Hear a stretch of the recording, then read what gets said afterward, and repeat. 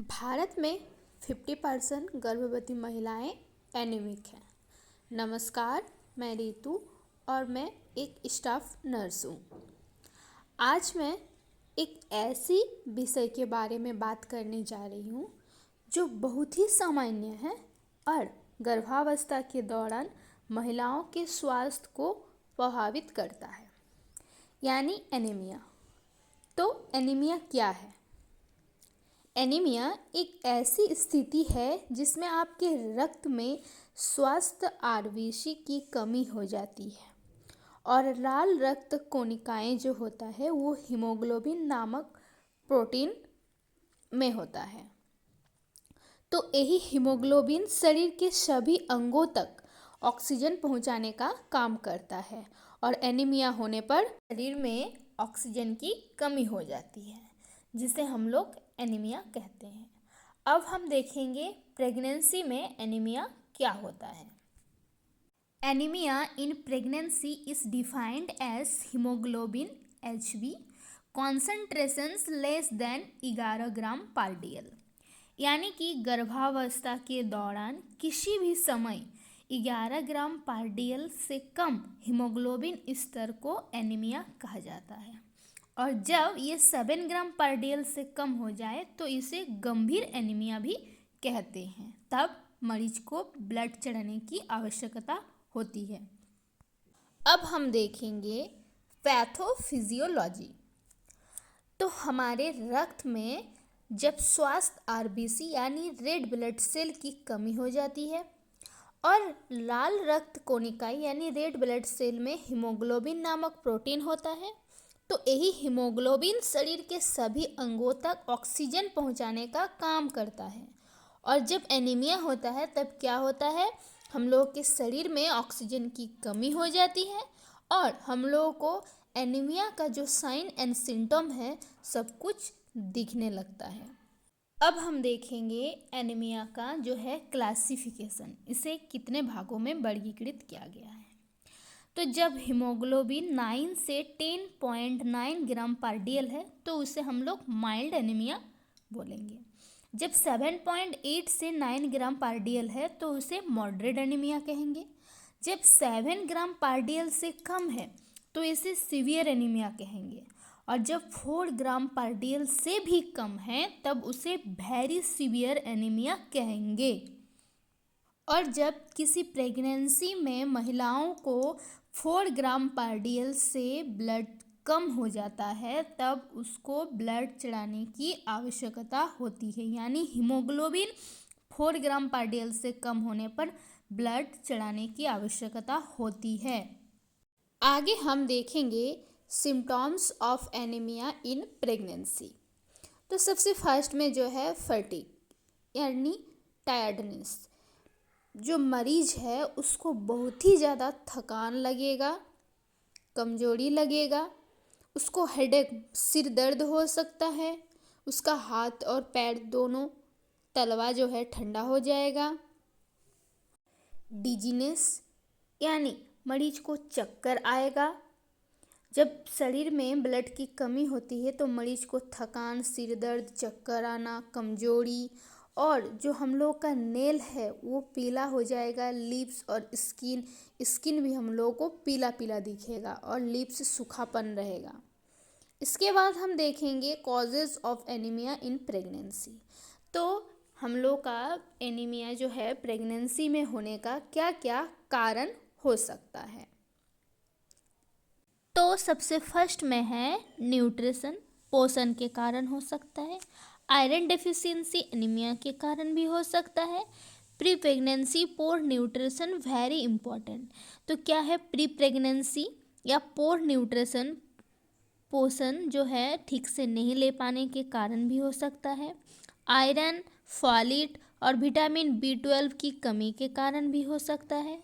कोई मरीज को क्रोनिक ब्लड लॉस हुआ है या तो मरीज में जो है कृमि है, मलेरिया है, या तो मरीज मल्टीपैरिटी है, या तो मल्टीपल प्रेगनेंसी है, या मरीज को APH एंटीपार्टम हेमरेज या पोस्टपार्टम हेमरेज हुआ है, या मरीज को UTI है, उसके बाद हिमोलाइटिक एनीमिया इन PIH।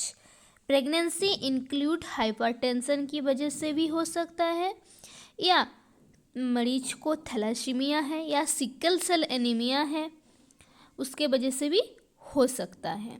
तो हम लोग देखें कि एनीमिया होने का बहुत ही कारण है। तो अब हम देखेंगे कॉम्प्लिकेशन क्या क्या हो सकता है। तो जब प्रेगनेंसी में माँ को एनीमिया होता है तो बच्चा में क्या क्या जटिलताएं हो सकता है और माँ में क्या क्या जटिलताएं हो सकता है। तो बच्चा में IUGR हो सकता है, बच्चा का ग्रोथ नहीं होगा, बच्चा सही से ठीक से वजन नहीं बढ़ेगा। IUD हो सकता है, बच्चा डेथ हो सकता है और एवर्शन हो सकता है। उसके बाद देखेंगे माँ में क्या क्या जटिलताएं हो सकता है। तो माँ का हार्ट फेलियर हो सकता है, इन्फेक्शन हो सकता है, प्रीटर्म लेबर समय से पहले प्रसव हो सकता है, मेडिकल डिसऑर्डर हो सकता है और PIH यानी प्रेगनेंसी इंक्लूड हाइपरटेंशन यानी माँ को रक्तचाप, उच्च रक्तचाप यानी BP बढ़ सकता है। उसके बाद हम देखेंगे कॉम्प्लिकेशन लेबर के टाइम क्या क्या हो सकता है। PPH हो सकता है, पोस्टपार्टम हेमरेज, फीटल डिस्ट्रेस हो सकता है, कार्डियक फेलियर हो सकता है, इंस्ट्रूमेंटल डिलीवरी हो सकता है और सबसे जो ज़्यादा खास बात है वो है कि मातृ मृत्यु दर और शिशु मृत्यु दर यानी मॉर्बिलिटी और मॉर्टेलिटी रेट बढ़ सकता है। इसके बाद हम देखेंगे क्या क्या इन्वेस्टिगेशन यानी क्या क्या जांच कर सकते हैं। तो सबसे फर्स्ट में हीमोग्लोबिन, सेकंड में RBC काउंट, थर्ड में ब्लड इंडिसेस, इसमें MCV, MCH, MCHC जांच आते हैं, serum, fourteen, total iron bleeding capacity. तो ये सारा जांच हम लोग कर सकते हैं एनीमिया का जांच करने के लिए। उसके बाद देखेंगे कि आयरन डेफिशिएंसी एनीमिया का क्या ट्रीटमेंट हो सकता है। तो सबसे फास्ट में जो है वो डाइट। तो डाइट में हम लोगों को मुख्य रूप से ध्यान देना है, जिसमें हम लोगों को मटर, केला, अनार, पालक साग, टमाटर इत्यादि लेना चाहिए। लेकिन हम लोगों को पता होना चाहिए कि डाइट से हम लोगों को बस आयरन 10 से 15% ही मिल सकता है। इसीलिए हम लोगों को डाइट के साथ साथ हम लोगों को कुछ सोर्सेस लेना चाहिए ताकि आयरन ऑब्जर्प्शन हो सके। तो इसमें हम लोगों को विटामिन C लेना चाहिए ताकि आयरन ऑब्जर्प्शन हो। तो विटामिन C हम लोगों को टमाटर्स में, कीवी में और फ्रूट जूस में, संतरा में मिल सकता है। और इसके साथ जैसे भोजन ले रहे हैं तो हम लोगों को राइस के साथ कॉफ़ी, टी और मिल्क नहीं लेना चाहिए, क्योंकि ये आयरन के अब्सॉर्प्शन को रोकता है। इसके बाद हम देखेंगे मुंह के द्वारा हम लोग आयरन का टैबलेट कैसे ले सकते हैं। तो जिन महिलाओं को खून की कमी नहीं है उन लोगों को 100 mg पर डे और साथ में 5 mg फॉलिक एसिड लेना चाहिए। और आयरन डेफिशिएंसी एनीमिया के लिए ट्रीटमेंट जो है 180 mg पर डे, साथ में 5 mg फॉलिक एसिड और हाई डोज जो है आयरन का वो सब, जैसे कि हम लोग को खाने में जो जो चीज़ में आयरन मिलेगा वैसे चीज़ हम लोग को खाना चाहिए खाने में। उसके बाद हम देखेंगे कि जिन महिलाओं का हीमोग्लोबिन 9 से 10.5 ग्राम पर DL है उनको आयरन का 100 mg पर डे लेना चाहिए।